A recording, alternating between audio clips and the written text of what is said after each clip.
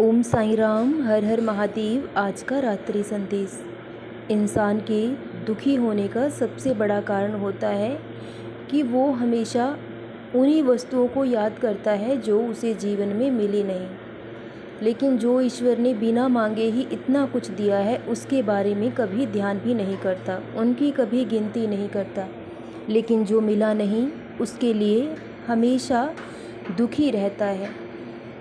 जीवन में इंसान दुखी क्यों होता है? क्योंकि वो हद से ज़्यादा सोचता है, हद से ज़्यादा दूसरों की परवाह करता है और हद से ज़्यादा दूसरों पर विश्वास करता है।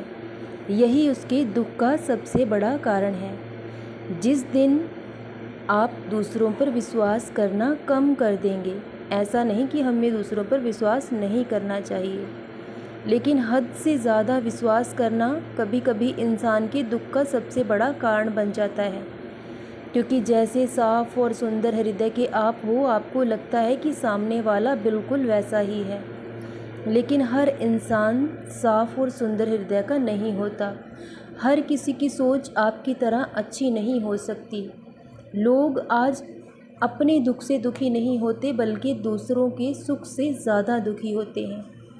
जब हम हद से ज़्यादा किसी बात के बारे में विचार करते हैं, बार बार उसके बारे में सोचते हैं, तो सबसे ज़्यादा इसका असर हमारे ब्रेन पर होता है, जो उसकी सहन शक्ति और शांति सब कुछ छीन लेता है।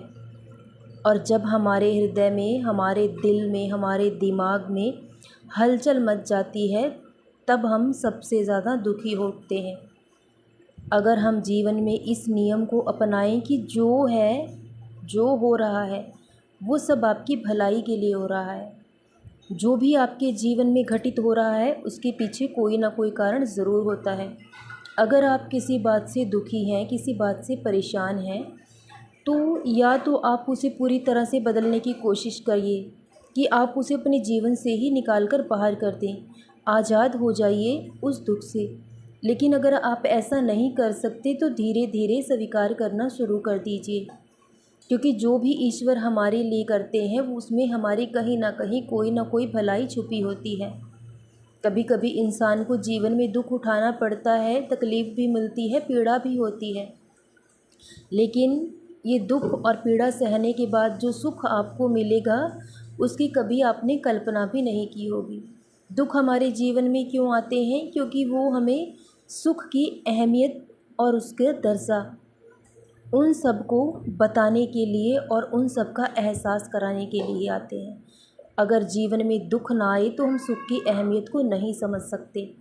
अगर सब कुछ हमें बिना मांगे ही मिल जाए, सब कुछ पहले से तैयार मिल जाए, तो इंसान उसकी कदर नहीं कर सकता। इंसान की ऐसी ही तो फितरत है। जब तक मिला नहीं तो सब्र नहीं करता, लेकिन जब मिल जाता है तो कदर नहीं करता।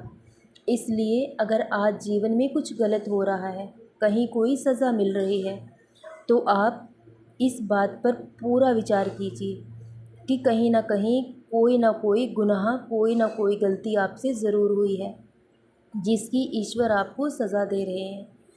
तो इसलिए उनके हर फैसले में सहमत रहें। वो जो भी करेंगे हमारी भलाई के लिए करेंगे, और उनसे ज़्यादा हमारी परवाह कोई और नहीं कर सकता। लेकिन अगर आप ईश्वर से जुड़ चुके हैं, आपका मन उनके चरणों में लग चुका है, तो आप इसे ईश्वर कृपा के लक्षण ही जानिए। जब तक बाबा नहीं चाहते कोई उनका नाम भी नहीं ले सकता। चाहे आप किसी भी रूप में भगवान की पूजा करिए, क्योंकि ईश्वर तो एक ही है, उनके रूप अनेक हैं। जब आपका मन ईश्वर के चरणों में लगने लगे तो आप उसे ईश्वर कृपा के लक्षण जानिए। ये इस बात का संकेत है कि अब आपका जीवन बदलने वाला है। किसी किसी इंसान को जीवन भर परीक्षा देनी पड़ती है, क्योंकि ये सब उस ईश्वर की लीला है। कभी कभी जीवन कम पड़ जाता है, लेकिन इम्तिहान ख़त्म नहीं होते। लेकिन अब आपके इम्तिहान समाप्त होने वाले हैं। अब आपको आपके धैर्य का फल मिलने वाला है। जब आप ईश्वर से जुड़ जाते हैं और ईश्वर के चरणों का ध्यान करने से आपका मन शांत हो जाता है, अगर आप भगवान के मंदिर जाते हैं या उनका दर्शन करते हैं, तो आपका मन शांत हो जाता है, आपको एक ठहराव मिल जाता है, जिससे आत्मा को सुकून मिलता है।